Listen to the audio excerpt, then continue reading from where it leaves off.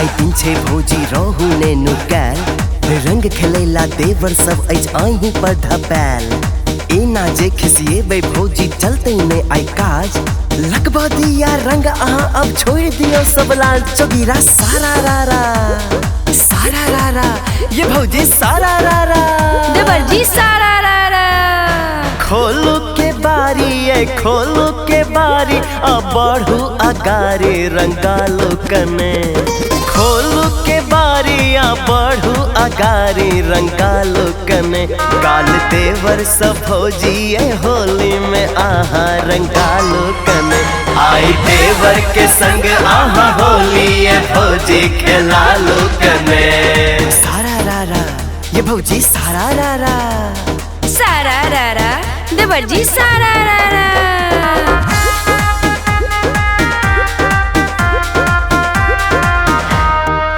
आहा के गोर गोर गाल रंगब हम अही के हाथक पुआ चिखब हम आहा के गोर गोर गाल रंगब हम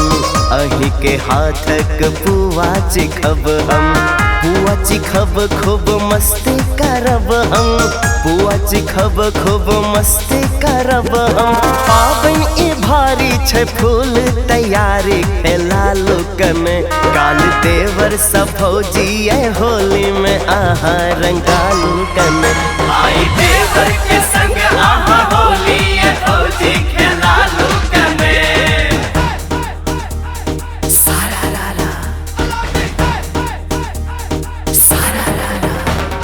हरियर पियर रंग अही लकेने छी तैयार साल भर पर पावन एले करू ने इनकार एक गाल पर रंग लगाए दोसर पर अबीर बेसी जे छिड़ियाए भौजी रंग देव सारी चोगीरा सारा रारा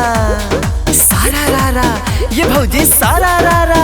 देवर जी सारा रारा लाल पियर रंग रखने छे घोर का